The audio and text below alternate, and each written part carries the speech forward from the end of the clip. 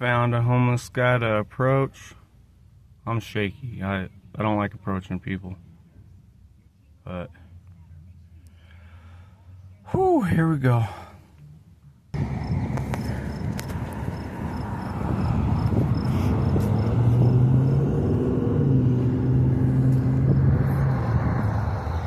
How's it going? Do you have 5 minutes? Like, I wouldn't say interview or survey, just ask you about yourself a little bit. Well, what would you like to know about myself? How'd you get here? How did I get here? You mean specifically here? Homeless, needy. In Idaho, specifically? Multiple, yeah, all of them. Okay. And so, are you alright with being recorded and on film? Well, you want this for YouTube? This is to get people to understand that you guys actually need things and nobody's paying attention to you guys that much. How much do you get a day? Well, it depends. So I only stay out till I get what I need. Okay. Right now, I need about 50 more bucks so I can go back to showering once a day. Okay. After being the last 2.5 years stuck here, you can shower basically once a month. Now, as far as the question about, like, it being interviewed, right? How much time do you have? Because I'm not going to start at the top and go, oh yeah, things are terrible. I'm going to start at the 6 decades ago when the federal government decided to start dismantling the American people. And they started shipping all the jobs overseas and introduced third-wave feminism so that women wanted to leave their husbands and told women to go out into the workforce to devalue the dollar and make sure that there were not enough jobs to go around. We think the same. And then we're going to continue on up into the wonderful time of the 80s and the 90s when they made certain to first increase felonies by 15,000 felonies, right? All things are misdemeanors to make sure that men were not able to get state assistance or be in state housing, right? And then we're going to move on to, the last 15 years of, them telling you, well, we're pedophiles, we want to rape your children. White men are bad. Right? Let's force, diversity and equity and inclusion down your separation. throat. Right? Well, first off, let's undo the last 40 years of the American people becoming less and less segregated than any society in the world. This is in all of history, right? And it's going to be terrible for you because the sun is always going to blow things out. This is why I'm saying, like, how long do you got? You want to meet after, like, lunch sometime? We can absolutely. I actually plan on any homeless person I come across, I plan on somehow getting contact information, keeping up to date, telling people how you guys are doing, and my goal is to help. I have a shit job. I don't get paid that much. My goal is to get people to donate to my cause. This is actually kind of where it comes to me, because, like, to answer just briefly for you and me right now. So I grew up on the East Coast. Okay. I spent the last 20 years since they crashed the economy in 2008 getting paid 1/4 of what my skills, training, abilities, and experience are actually worth. Right? I spent 2 years in Tennessee working for a gas company. Now, I love the folks I worked with, so don't get me wrong. But I spent 2 years working for them, getting paid $14 an hour for a maximum of 40 hours a week. Well, I made their company, I could do the math out, but basically, it's our most profitable store, made $30,000 a shift for 3 shifts per day. Our least profitable store made $30,000 a day. We had 50 gas stations. 4 of them earned $90,000 a day. The other, 46 of them earned $30,000 a day. And I got paid $14 an hour. At $14 an hour after you pay for gasoline and food and everything else, it will take you 10.5 years to save up the money to move into an apartment and turn on utilities. We're just lining everyone's pockets. Right, because we're lining everyone's pockets. We're slaving. Back in the 90s, it was different. Because in the 90s, you were really kind of still only spending, maybe a third of your income. Maximum, maybe a half of your income. Living somewhere, buying, necessities, food. So it left half of your income to kind of do other stuff with. So after I left Tennessee, I said, well, surely out west, the land of big giant businesses, right? Yeah. You know, like, you all are here in the West, so, like, in New England, I could drive a third of the way across the country in a day. Mm-hmm. Then you come out West, and you can drive across the state in a day. Yeah. Right? Texas takes 2.5 days to drive across. Yeah. Right? So I said to myself, surely, since there aren't regulations, like back home in Vermont, we have a thing called Act 250. You don't even have businesses. Yeah. Right? There is no industry in the state of Vermont. It's all service work. Yeah. So I got here and I said, I've been in Arizona for 6 months, rebuilding the houseboats. Again, I'm getting paid $20 an hour, but living in Page. Mm-hmm. The most, expensive place in Arizona to live. Yeah. So it's the same sort of deal. I can't earn enough to save up to move into an actual place with running water and a toilet. Right? Let alone you're a vet, right? Right, let alone I am a veteran. It's a good guess to point out a homeless person and be like, that's probably a vet. Yeah. That's sad. Well, yeah, because there are 38,500 of them walking around on the streets. Yeah. Right? And that's a whole separate problem with the VA. Yeah. But it's like I told a guy the other day, he actually stopped me and gave me a couple words when I had to talk and apologize. He said, I'm sorry, I yelled at you last week and then I realized you were a vet. I just pointed out to him, I was like, bro, just to be fair, if you see a man standing on a street corner with a sign, men don't ask for help until it's already too much for them to do anything. Yeah. Right? That's just the way that it works. Yeah. Men literally work their ass off. I have my lower back broken, right? Yeah. I had 2 fused vertebrae here, 2 fused vertebrae here. Mm-hmm. I destroyed this shoulder, right? I have been working, right, full time, minimum 20 hours a week, building buildings with damage to my spine, right? I don't deal with the VA, right? I don't get disability. Yeah. I don't get any of that stuff because, again, you spent 18 months begging the government for help. We denied it, right? The VA literally lets 80% of the people who need help die before they help the remaining 20%. Because that's how their funds are allocated. Yeah. You know. So that's why I told the guy. I was like, if you see somebody, vet or not, right? Yeah. He absolutely needs help, right? Sure, like, you'll see the guys that are like drunk standing there, right? We all know what a drunk standing there looks like. Yeah. We all know what a drug addict is. Yeah. Now, again, not saying they don't need help, right? They do, but they need a different help. Yeah.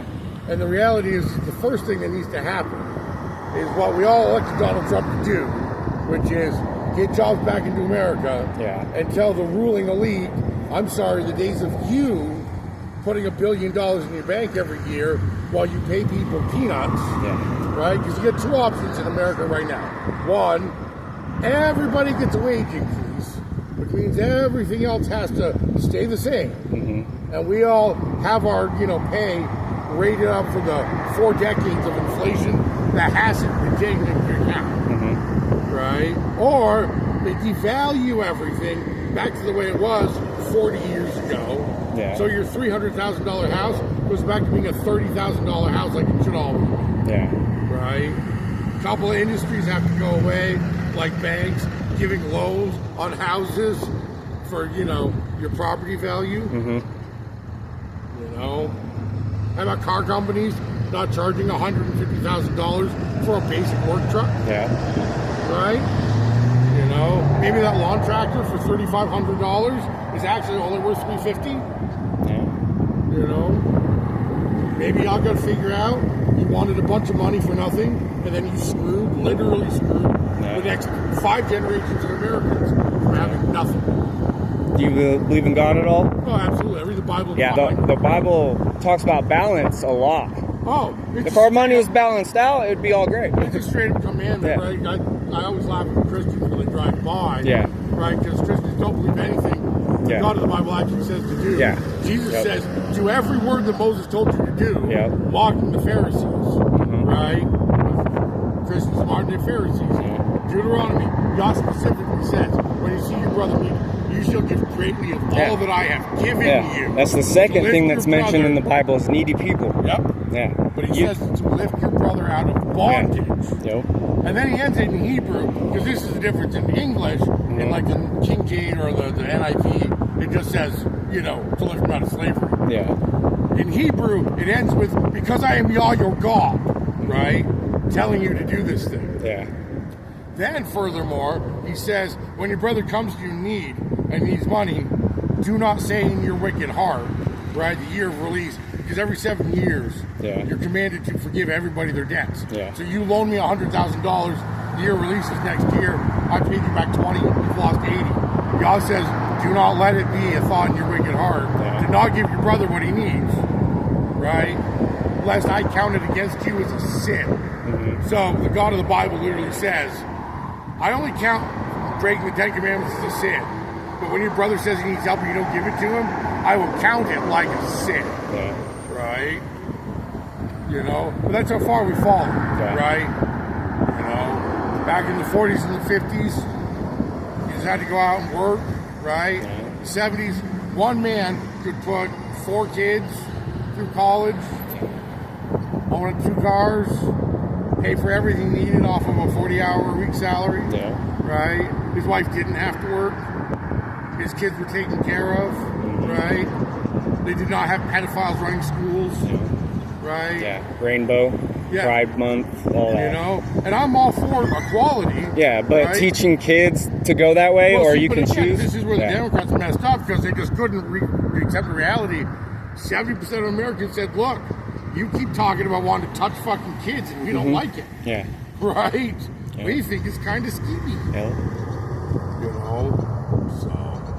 And those kids at those events, and they're not even acting like they should in front of children. Yeah. Yeah. And that's the reality, you know? I was listening again. I felt bad. A little pissed off. Yeah. A couple weeks back, I caught a video from Matt Walsh. He was going on about, like, you know, I like Matt Walsh. Homeless folks. I generally like Matt Walsh too. He was going about homeless people just, you know, they're drunk and they're drug addicts and they're lazy. And I was sitting there thinking, well, so the reality is because it is true for some people. Yeah. But again, there is an underlying systemic reason, right? People use drugs and alcohol to escape a problem. Yeah. And not every person standing on a street corner is. Yeah. I know for a fact I am not. That's why people should be approaching and talk. Like, you give somebody money and walk away, say God bless, that you go on about your day. But it's a whole different thing to actually get to know the people that are on your streets, like the real reasons. If they don't know what led you to here, why are they to come up with their conclusions? When I got here, I had my 70 Suburban loaded with everything we own. Yeah. Because I had a dog previous to my little puppy here, Shilo. Ranger, we've been together 15, 16 years. Right? Ranger was 22 years old, and I knew he was dying. Yeah. So when I left Arizona, I was like, I'm going to find somewhere to bury him. Yeah. And we spent a month in Utah, just kind of chilling out, because, you know, again, it's all BLM land. I said, cool, that'd be good enough for you to pass away. We wouldn't do it. Yeah. We got here to Idaho, and he died. Yeah. Right? So I drove over to Hinkerman and buried him, because that was close to BLM land. I said, well, I want to come back here. Because I liked Twin, right? I had a pretty decent feeling about Twin. Yeah. And I said, hey, well, before I head back to Arizona, let me at least take a couple of days, check out Twin, see what there are for jobs. And I went over, and I've got a buddy who's also a Christian, right? Who owns a gaming store on the other side over on Blue Lakes. Okay. And we had a great conversation, right? I just walked in to buy a couple pots of paint for doing model work, and we ended up talking for 7-8 hours, right, about the Bible, which was completely, I mean, I've been to a lot of gaming hobby stores across North America in my travels. I've never once walked in and talked for 7 hours about the Bible, right? So I was like, yeah, I'm liking Twin more and more and more. And then the next day, I parked over here in Walmart to sleep. I went to turn the truck over the next morning and it wouldn't turn over. Yeah. Right? My fuel pump had blown. My water pump was cracked in half and blown. Yeah. And it took a week to find out what was wrong with the truck. And then it took 3 months to get the parts in, right? By then, all the money I had from when I was working in Arizona was gone. Yeah. Right? Zero. So I did a couple odd jobs, but I, you know, hopped on Indeed, hopped on LinkedIn, checking jobs, you know, put jobs in the area. Put my resume up with all my skills. The first month I had 100 calls in a month. They were all from the Boise area. Yeah. And it was always the same deal. well, we looked at your resume. You have all the skills that we're looking for. We think you'd be a great fit. Right? Then it came down to what are you looking for an hour? Yeah. And I was just not foolish enough to be like, oh, well, I'll take whatever you'll throw at me, whatever you're willing to give me. So I told him the truth, right? I'm looking for $40, $45 an hour. Yeah. Right? Because I have 30 years of maintenance, you know, 30 years of maintenance, construction, greenhouse building houses, repairing houses, you know, fixing odd machinery. Yeah. Well, we don't have our bowl with us right now, but we have water. I mean, well, I lay out in the sun like this, right? Well, you're sick. Thank you. Again, it's always proving a point, right?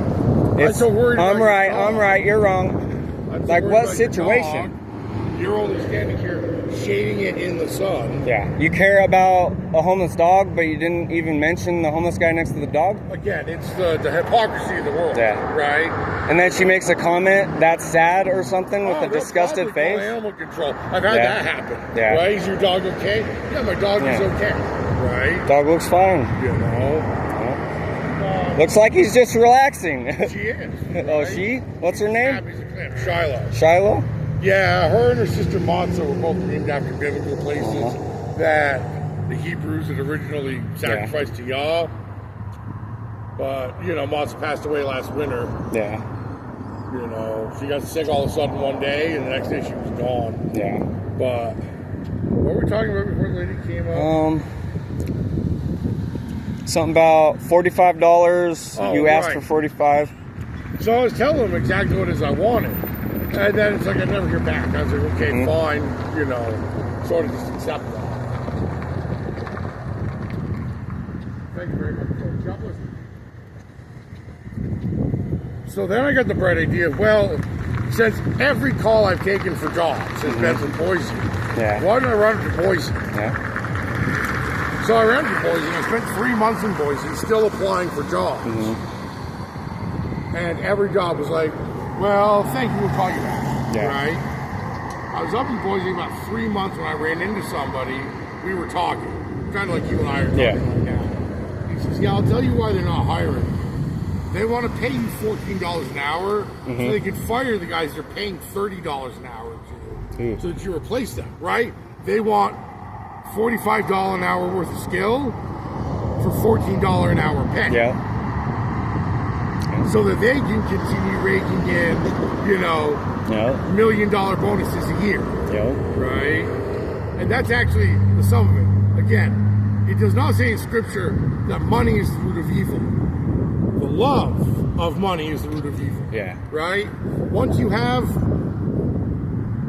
$4 million, the actual reality, you know, I mean, before they completely blew the economy apart, the actual reality is after $3-4 million, you definitely don't need any more money. Yeah. Right?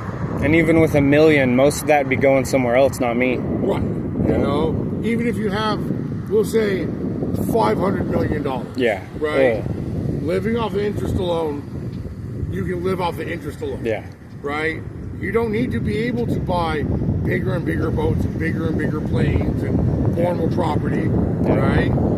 You know, it's taking the opportunity away from us. Right, you're supposed to have one place to live. Right? One place you live, one place you work from. Right? You know, if you want to own a multi-billion-dollar corporation and have, like Walmart is a wonderful example. Right? So Walmart has a GDP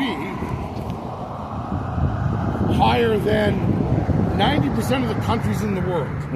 Right? I think it goes like America, Canada, China, Walmart, right? Something like that. Yeah. Now, in other countries, Walmart has to pay employees. In America, the only employee being paid enough to live is the manager and the assistant manager. Yeah. All the other employees have to have Section 8, food stamps, Medicaid, right? While the shareholders and the business owners I'll walk away with, you know, comfortable giant two or three figure, you know, bonuses every quarter, right? It's sad. You know, you want to know why there are homeless folk out here? Because of that. Because you let that go on. Yeah. Right? Because you let that happen. Yeah. Right? It's negative against positive. They're taken away. You let the government turn everybody against each other, and you let the government not regulate businesses and banks and the economy, right? You let the government let companies get away with that kind of stuff. Yeah. You let businesses not pay employees, right? And I'm not some crazy socialist. Right? No, I agree with everything. I'm not being here like just give away for free to everybody, Yeah. tax all the people who want to work, Yeah. you know, but at least pay the people who are going to work. Yeah. And then when you break people to the point that they can't physically work anymore, Yeah. you know, maybe, you know, making them beg for $1,000 a month, right, for disability, instead of the $3,500 for 100% disability. Yeah. Maybe if you're disabled and can't work, you just get paid enough to cover living someplace. Yeah. Right? And still buying food and eating. Yeah. You know, crazy. Appreciate you talking to me, man. What's your name? Adam. Is there any way I can keep in touch with you somehow? Yeah. Well, that's what I was going to say, because I didn't know how that all worked, you know, for your video. But Yeah, take down my number. Okay. We can sit down someplace. You know, again, you're going to... Last thing before I end the video, are you all right with me starting you a GoFundMe account? That will reach the more than just local. If you wanted to start a GoFundMe account, then I would say set that GoFundMe at an absolute maximum of $20,000. Okay. Right? Because that's actually all that I would require to replace my truck and a job trailer. I don't think they'll go that high, but well, you never know, because you never know. I've seen you know, folks who did GoFundMes for, you know, homeless folks, 500, you know. I've done them and got nothing, and I've done them and got a lot. So I don't. It just depends. $500,000, but like that's all it would cost, literally. Yeah. You know, literally all it would cost to replace what I needed to continue working, right? And then put me in a place for a half of a year, so I could, you know, have access to my clothes, all my stuff. I've got a buddy that has stored in the Connex for 2 years now. Yeah. Right? But I can't dig through a Connex to get to my clothes every week. Yeah. You know? Yeah. My tools are buried. Right? They don't fit in my car. Right? So, I wouldn't be opposed, but... Well, and